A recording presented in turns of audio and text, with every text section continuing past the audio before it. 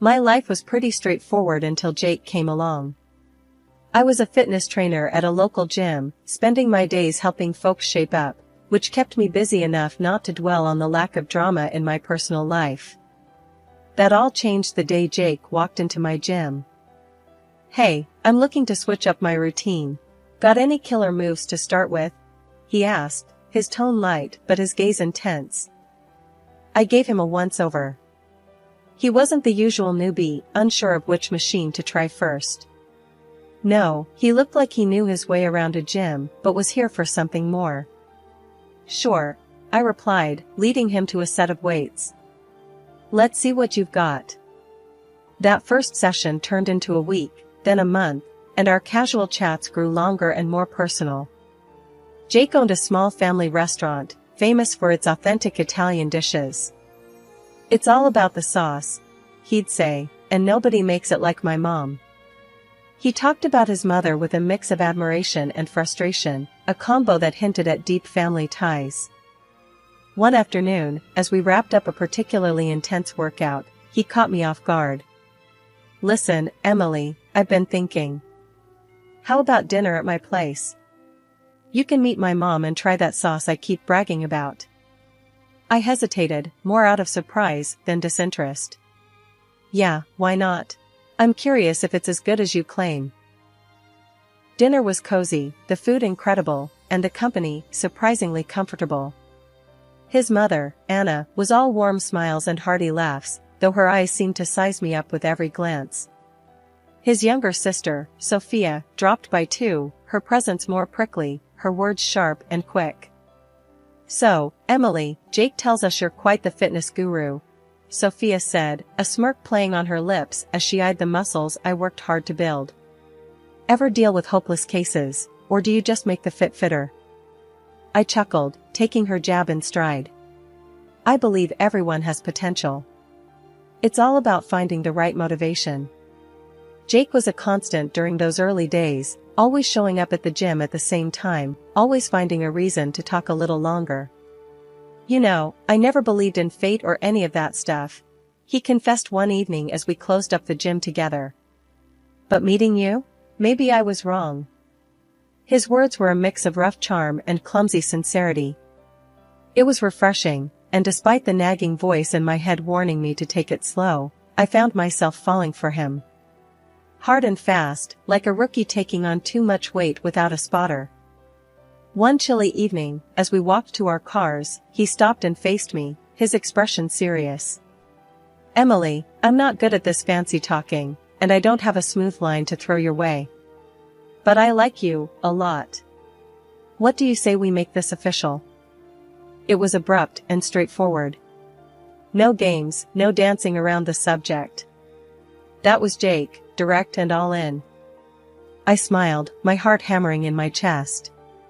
"I say, yes. Let's see where this goes." And just like that, I was no longer just the fitness trainer at the local gym. I was Jake's girlfriend, and soon enough, his wife. Moving into Jake's mom's house right after we got married wasn't exactly what I had pictured for our happily ever after.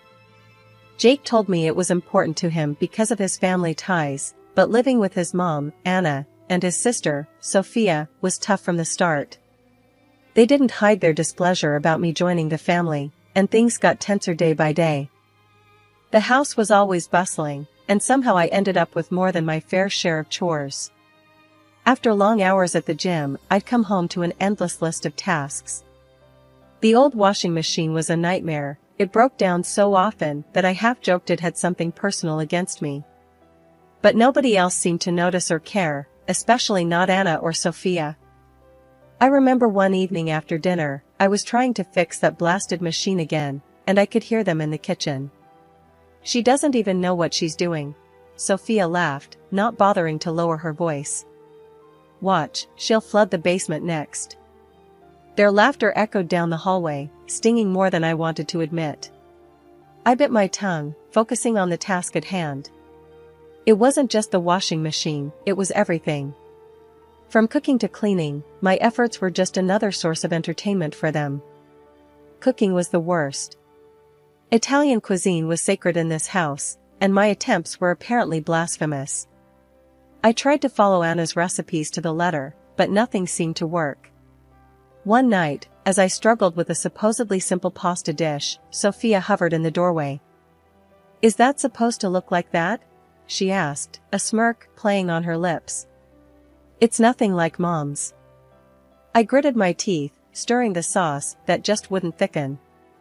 "Well, I'm trying my best here." Sophia snorted. "Maybe your best isn't good enough. Did you ever think of that?" I wanted to snap back, to defend myself, but what was the point? It wouldn't change anything. Jake, whenever he was around, seemed to shrink a little more each time his sister or mother criticized me.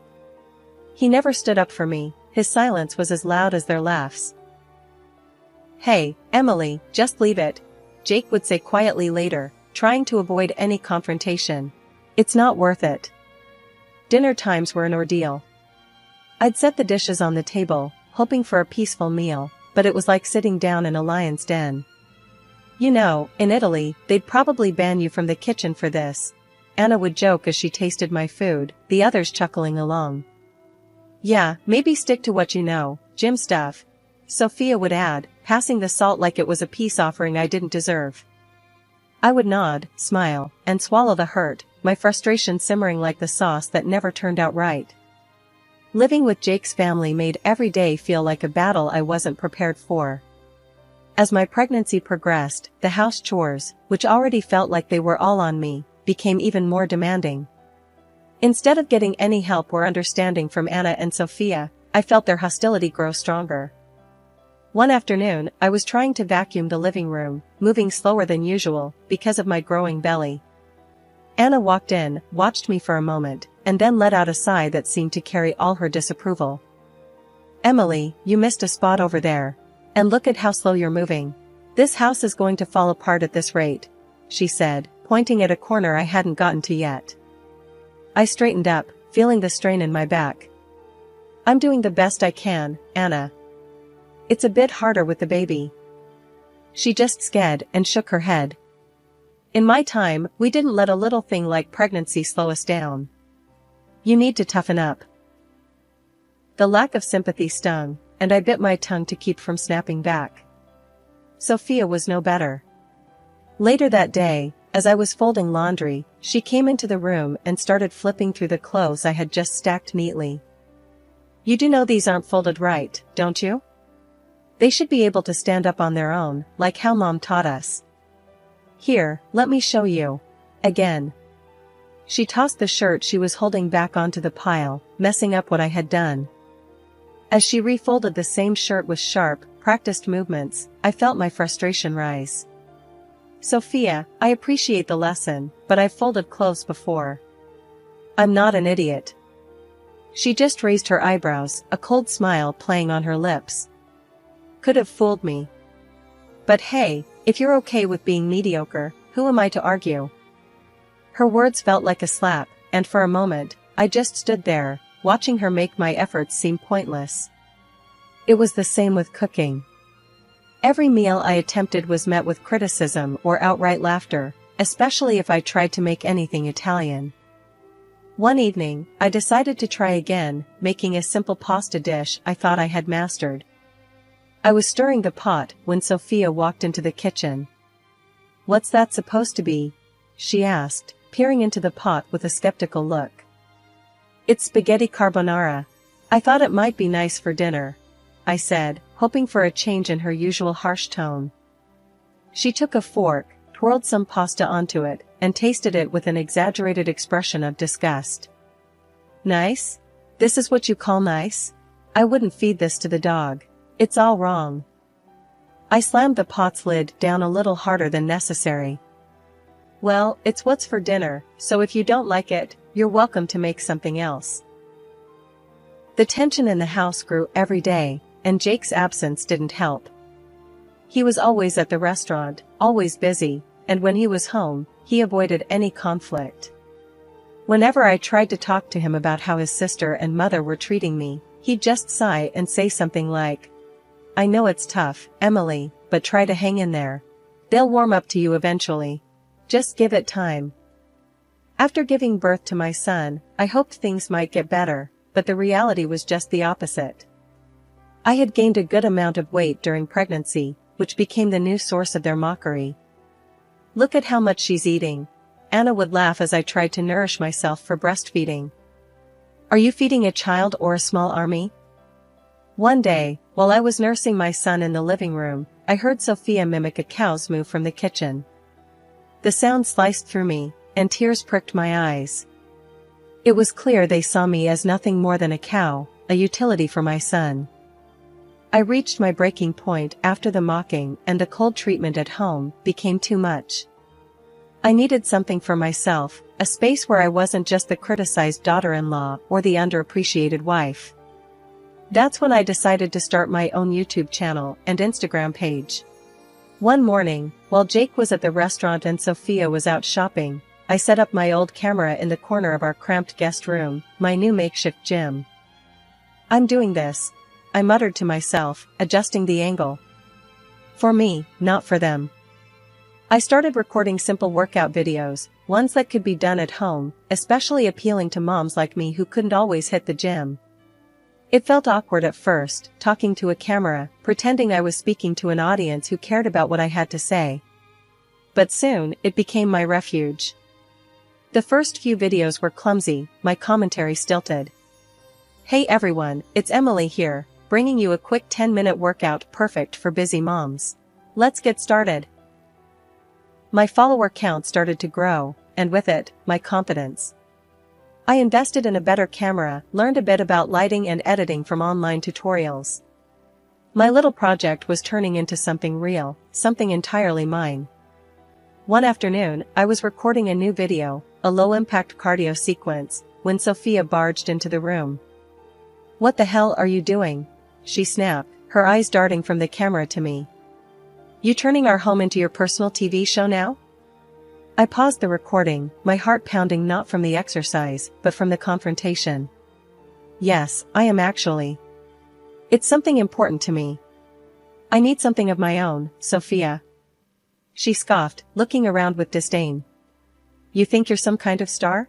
Please, get over yourself, Emily." The words hurt, but I was getting better at handling her barbs. "Well, it's not like I have your approval for anything else around here. I might as well do one thing I enjoy." Sophia rolled her eyes and stormed out, but I didn't stop the camera for long.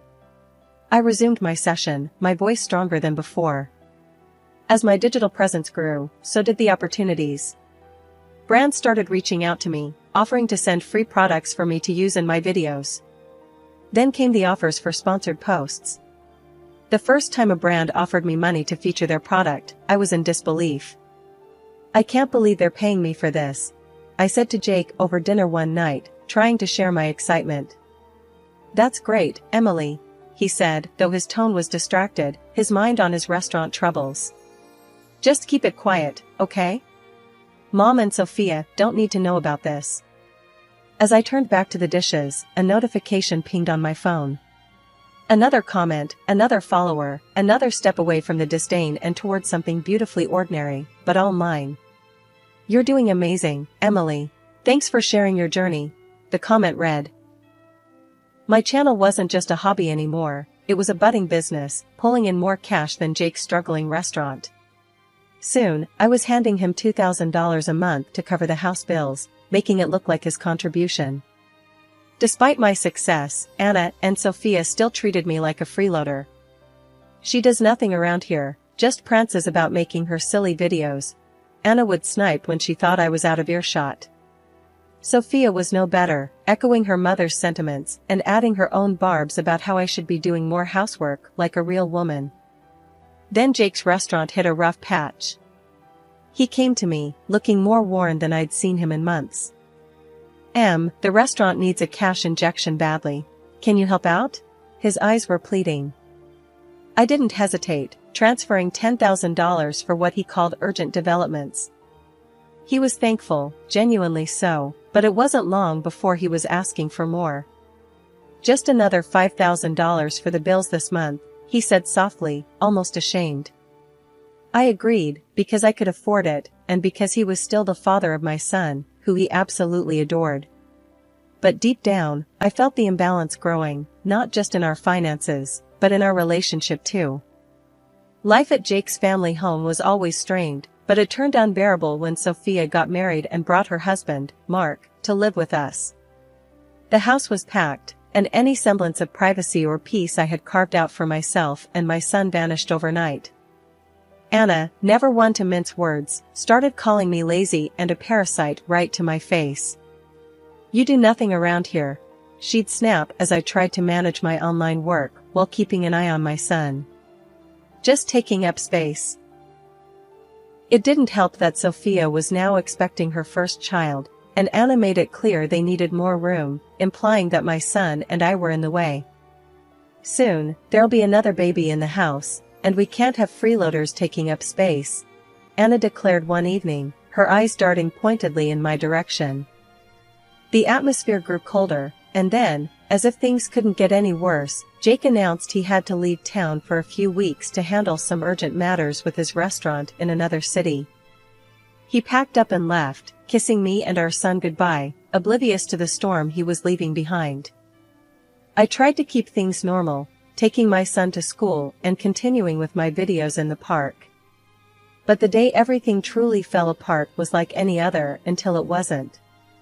After picking up my son from school, we walked back home, chatting about his day, only to find our belongings, suitcases, bags of clothes, and even my son's toys, piled up outside the front door. Confused and heartbroken, I rang the doorbell, only to be greeted by the cold faces of Anna and Sophia through the window. They opened the door just a crack, enough to speak, but not enough to let us in. "You need to find somewhere else to stay," Anna said, her voice harsh and unwavering. "What are you talking about? What about Jake? What will I tell him?" I demanded, my voice rising in panic and anger. Sophia laughed, a cruel, cutting sound. "Tell him whatever you want. He's not here to care, is he?" I tried calling Jake, but my calls went unanswered, sinking me deeper into a mix of despair and fury. With no other options, I gathered our things and managed to get us a room at a nearby hotel. Sitting there, in that impersonal room with my confused and upset son, I felt a shift inside me. This wasn't just a temporary retreat, it was a forced eviction from a life I could no longer tolerate. I had just finished unpacking our essentials when my phone pinged with a new message. It was from Sophia, which was odd because we hardly communicated directly, especially not since the fallout. Her message was shockingly cheerful. "Thought you might want to see what your beloved husband has been up to," accompanied by a link. Curiosity piqued and anxiety tightening in my chest, I clicked the link. It redirected me to a social media page filled with photos of Jake, photos that showed him not on some urgent business trip as he claimed, but enjoying cozy dinners and walks on the beach with another woman. The timestamp on the latest photo, just yesterday.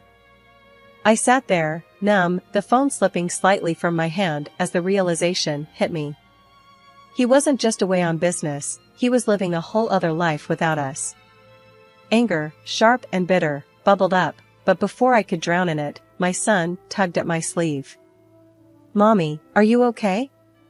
His small voice, filled with concern, pulled me back from the edge. I forced a smile, scooping him up into my arms. "Yeah, buddy, I'm okay. Just a little tired, that's all." I sat there, staring at the screen, a mix of anger and betrayal coursing through me. All this time, I had been the financial backbone for his failing restaurant and for his family, who had just thrown me and my son out like yesterday's garbage. And here he was, living a double life at my expense. Over the next week, my phone was incessantly buzzing with calls from Jake. When I finally answered, his voice was laced with feigned concern. "Emily, where are you guys? I heard about what happened. You should come back. We have bills to sort out, and the restaurant needs more funding." His words made my blood boil, but I kept my tone neutral. "Sure, Jake. We can discuss it. I'll come by tomorrow." "Great, I really think it's best to handle these things in person," he replied, sounding relieved. Hanging up, I felt a cold determination settle over me. He had no idea that I knew about his affair, or that I had no intention of playing the forgiving wife who footed his bills. Tomorrow's meeting would be a turning point, and I was ready for it. Dropping my son off at school that morning felt like the calm before the storm. As I drove to my mother-in-law Anna's house, where I knew Jake, Anna, and my pregnant sister-in-law, Sophia, would be waiting, my stomach churned with nerves and resolve. When I arrived, Jake was obviously relieved and maybe even a bit happy to see me, unlike Anna and Sophia, whose faces were marked with discontent. Without wasting any time, I pulled out the divorce papers from my bag and handed them to Jake. His shock was palpable, his eyes widening as he scanned the documents. Anna and Sophia couldn't contain their initial reactions and began to smile, thinking this was their victory. That smile quickly faded when I addressed them. "Don't be too quick to celebrate. You've been living off my efforts all this time."